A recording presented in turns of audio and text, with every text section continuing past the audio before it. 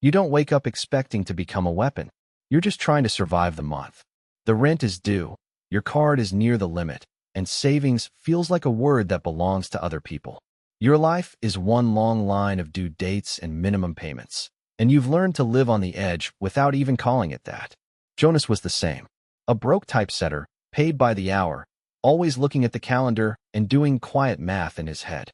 Late payments, borrowed money, small promises to fix it next month that never quite happened. Survival mode wasn't a crisis for him. It was the routine.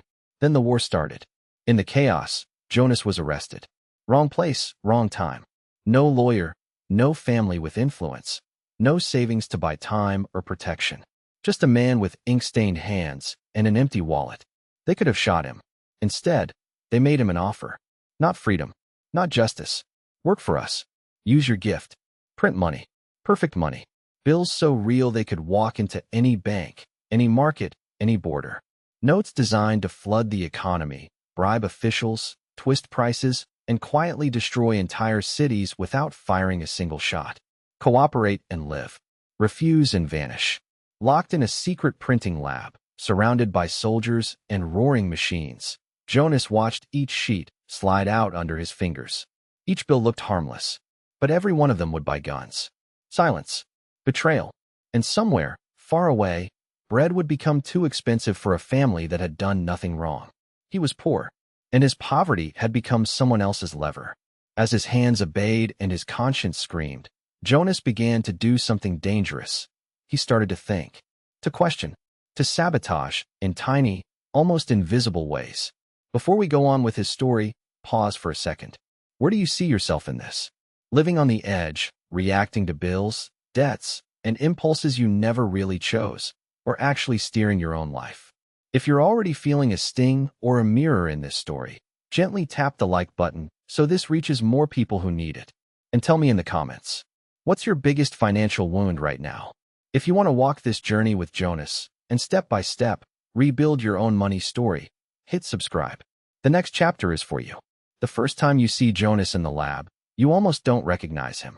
He used to smell like ink and paper, hands stained from long nights at the print shop, eyes always tired, always counting coins in his head. Now, the ink is cleaner, the machine's sharper, the lights too white. Armed guards instead of coworkers. Silence instead of chatter. And the paper he touches now, worth more than his entire life. He stands before the new press, a monstrous, humming beast, and the officer explains the offer again, slowly, as if talking to a child. Print. Exactly as we tell you. Perfect notes. Unlimited. You help us bend markets. Buy people, break cities. You don't ask questions. You do your job. You walk out of here alive when it's over. Jonas doesn't nod. He doesn't have to. Survival has already answered for him. The first sheet rolls out. The paper is smooth, the colors flawless, the watermark invisible yet precise. It's beautiful, almost satisfying. His old skill, now sharpened. Only this time, every note he perfects is a lie with consequences he'll never see. Somewhere, because of this note, someone will accept a bribe. A father will lose a job. Bread will go from 1 coin to 2. A small market will close its doors. A family will tighten their belts, just for this month, and then again and again. Jonas stares at the money and realizes he's still poor. Only now, he's helping create the very storm that drowns people like him. And this is where you begin to feel uneasy. Because while you're not in a secret lab, you know what it's like to live at gunpoint financially. No soldiers, but bills. No rifles, but rent due dates. No orders, but that voice in your head. Just survive this month. We'll figure out the rest later. You don't print money, but every impulsive swipe of a card, every ignored bill, every "I'll deal with it tomorrow" also changes prices, changes pressure, changes your future. Tell me, when was the last time you felt like your money was controlling you, not the other way around? If this is already hitting close to home, stay with this story. Click to follow along, because Jonas's next move might just mirror your own. The door slams behind Jonas, and you almost feel the echo in your own chest. He's led down a corridor that smells like metal and damp paper. The war is out there, but in here, everything sounds muffled, like the world has been wrapped in cotton. At the end of the hallway, a room full of machines. Huge printers, ink drums, stacks of blank paper, Why does a lie that hasn't been told yet? They sit him at a table. Slide a single bill in front of him. Look at it, the officer says. You know this better than anyone. Jonas runs his fingers lightly over the paper. He notices what no one else sees. The slight texture in the watermark, the faint imperfection in the line, the tiny misalignment only a typesetter's eye would catch. To you, it's just money. To him, it's a map. You're going to improve it, the officer continues. Make it perfect. Better than the original. We'll handle the rest. Jonas swallows. There's no negotiation here. No room to argue about ethics, inflation, poverty. Just this. Obey and survive. Refuse and disappear. He nods, slowly. Survival mode wins again. As he starts working, recalibrating, sketching micro details, you realize what's really happening. Jonas isn't just printing fake money. He's manufacturing consequences. Each note will buy off a border guard, break a food supply chain, push prices up in markets where mothers already count coins twice before buying milk. He knows it. You know it. But the pressure is bigger than the guilt. He's hungry. He's scared. He has nothing stored, nothing saved. No cushion, no plan B. And that's exactly why they chose him. Because when you're always one step away from collapse, you're easy to control. You may not be in a bunker or a war zone, but you've felt this kind of pressure, haven't you? Saying yes to overtime you hate. Taking on debt just this once. Accepting conditions that feel wrong. Because, honestly, what choice do you think you have? Pause for a second. If you're still with this story, hit like so the platform knows it matters. Now tell me, when was the last time money made you feel cornered? Stay with Jonas. His next move won't just change his life. It will show you how to start changing yours. Subscribe so you don't miss what he does next. The next morning, the presses are quieter, but the city is louder. From the lab's tiny, grilled window, Jonas can see the street below. Vendors shouting. People arguing. A line twisted around the block in front of a bakery. Yesterday, he watched a soldier carry out boxes of his fresh notes like they were nothing. Today, a mother down there is counting coins in her hand, and they're not enough. The baker shakes his head. Prices went up. Again. You don't hear their words, but you know the script. Because you've lived it too, in your own way. The numbers change, the uniforms change, but the feeling? That's the same. The rent went up. The interest rate jumped. The card bill exploded. And you were there, like that mother, doing silent math in your head and realizing it doesn't close. Jonas turns away from the window, but the image follows him. Every sheet of paper he prints buys bullets and secrets for men above him and steals bread from people below him. The rich don't even feel it. It's the tired man at the bus stop, the woman at the market, the family that stops buying meat for a while. You've been in that silent war too, not with tanks or guns, but with bills and due dates. Your weapon wasn't a printing press, it was your credit card, your overdraft, your I'll fix this next month. And little by little, something in you was being bombed, your peace of mind. If any part of this hits home, pause a second and tap that like. Not for the algorithm, for you to register. This is my story too. Because Jonas realizes something that you might be realizing right now. He never chose this war. His poverty chose for him. And if you're always at zero or below zero, your choices are being made the same way. So let me ask you, where does your money hurt the most today? Is it the debt, the constant anxiety, or the feeling that you're always late? In the next part, you'll see the moment Jonas stops being just a piece in their machine and starts pushing back, quietly, dangerously. And along with him, you'll see the first tiny moves you can make to stop being just printed over by the system and start taking your side back. If you don't want to miss when that turn begins, make sure you're subscribed. You don't forget your first real betrayal. Not the one from a person, the one from money.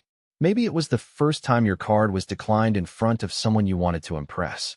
Or the night you opened your banking app and felt that cold wave. Where did it all go? Jonas had that moment every day. In the beginning, inside the secret lab, the money felt abstract. Numbers on a ledger, sheets of paper drying on metal racks. But then he started hearing things. A guard complaining that his wife couldn't afford milk anymore. A technician joking that the poor just need to work harder. A whispered rumor, bread has doubled. Again, Jonas realized his survival was being paid with someone else's hunger. Look at your own life for a second. No secret lab, no soldiers outside your door. But the mechanics? They're eerily similar. You work, you get paid, and then, Almost without noticing, you hand your money to. Interest on that just this once credit card swipe. Fees you never read the fine print for. Subscriptions you forgot you had. Impulse buys that made sense for 2 minutes, and now are just clutter. Your labor becomes someone else's leverage. Jonas starts changing, not with a big heroic act, but with tiny acts of sabotage. A misprint here, a delay there, a batch accidentally ruined. Small things. But for the first time, he's not just reacting. He's choosing. That's the turning point you need too. Moving from financial reaction to financial intention. Pause for a moment and be honest with yourself. Where are you on autopilot with money right now? If this story is making you see your own patterns a little clearer, that's a sign you're ready for a different chapter. Stay with me, because next, we're going to turn this reflection into a practical map, so you can stop being printed by the system and start printing your own outcomes. What's the one financial habit you know is hurting you, but you keep repeating anyway? If this is resonating, hit like so this message reaches more people stuck in the same loop, and subscribe to keep walking this path out of financial survival mode, one deliberate choice at a time. You blink, and you're back in that underground lab with Jonas. The machines roar, the air is thick with ink and metal, and he's holding another stack of perfect notes. Except now, he hesitates. He knows what you know. Every note that leaves his hands is a quiet explosion out there. Prices jump. Salaries don't. Families bend, crack, break. All because somewhere, someone in Contruum Jido do imprimer valor do nada. But here's the twist. Jonas isn't the only one printing. You do it too. Every time you say, I'll just put it on the card and deal with it later, you're printing. Every time you finance something you don't really need, because you deserve it after the week you had, you're printing. Every time you ignore your numbers, hoping things will magically work out, you're printing. It's not paper money, but it's the same engine, debt, interest, borrowed tomorrow to survive today. It feels like salvation in the moment, and like a slow war afterward. Jonas starts to push back in tiny, almost invisible moves. A plate slightly misaligned. A code digit off by 1. A batch that passes the eye test but dies in the machines out there. He can't stop the war, but he can start sabotaging the damage. That's where you are now. You might not be able to fix the entire system. You might not erase your past choices, or the injustice of salaries that don't match your effort, or the cost of living that seems to climb like it's chasing you. But you can start sabotaging the part of the war that happens inside your own wallet. One small refusal at a time. Refusing to print more debt just to feel better for an hour. Refusing to stay blind to what comes in and what goes out. Refusing to believe that being always on the edge is just how life is. If this is hitting close to home, pause for a second. Notice it. That discomfort? That's not failure. That's your radar turning back on. What's the one printing press that hurts you most today? Credit card, loans, impulsive shopping, or pure disorganization? Tell me in the comments. And if you want to see how Jonas turns sabotage into a real escape plan, and how you can do the same, stay with me and subscribe so you don't miss the next chapter. Jonas doesn't notice it at first. It's so small, so ordinary, that it almost slides past him. A receipt, crushed in the trash by the entrance, smudged with dirt. He only sees it because a soldier's boot kicks it aside. A simple list: bread, milk, medicine, and at the bottom, in shaky handwriting, next month I can't pay this. He freezes. The numbers hit him harder than any punch. The price of bread doubled. Milk up 60%. Medicine now the cost of half a day's work. He knows those numbers. They're the silent echo of his machines. The money he prints doesn't just disappear into operations and strategy. It lands in someone's hand and empties someone else's pocket. That's when the story stops being about him. It's about you. Because you may never touch a secret press, but you live with the effects of invisible ones every day. Higher interest because a bank adjusted the rate. Rent raised because everyone is charging more. Groceries creeping up while your paycheck stands still. From the outside, it looks like the economy. From the inside, it feels like your life shrinking one receipt at a time. Jonas realizes something brutal. He's not just a victim. He's become a link in the chain that crushes people just like him. And you? In your own way, where are you chained? To the card bill that never drops? To the loan that eats your salary before you see it? To the fear of opening your banking app? If any part of this hits a nerve, pause for a second. Notice it. That discomfort is not your enemy. It's your alarm. Tell me in the comments. If you had to name it clearly, what's your biggest financial wound right now? Because in the next part, we're going to do what Jonas wished someone had done for him from the start. Turn awareness into a concrete escape plan. If you want to walk that plan step by step, hit subscribe so you don't get pulled back into survival mode between one episode and the next. You sit there with Jonas's story still echoing in your mind, and suddenly, it's not just about him anymore. Because now you see it. You've been inside your own secret lab this whole time. Not with guards and barbed wire, but with a paycheck that vanishes in days. With a credit card that seems to save you and then quietly tightens the rope. With habits so automatic they feel like fate. Jonas had machines. You have apps, bills, and notifications. Jonas printed money for others. You print money for everyone but yourself. Rent, interest, fees, impulsive buys, they all eat first. You eat last. But here's the shift. Jonas thought he had only two options, obey or disappear. You now know there's a third path, design. Designing how your money moves. Designing how much of your life goes to the past, debts, to the present, expenses, and to the future, reserves and growth. And it doesn't start with a promotion, a miracle, or the perfect moment. It starts with something far more quiet and far more powerful. 1. You see the system. 2. You admit your numbers. 3. You choose your next move on purpose. So here's your path, as simple and uncomfortable as truth. Track every expense for 30 days. Not to judge yourself, but to finally see the leaks. List every debt. Rate them from most toxic, higher interest, to least.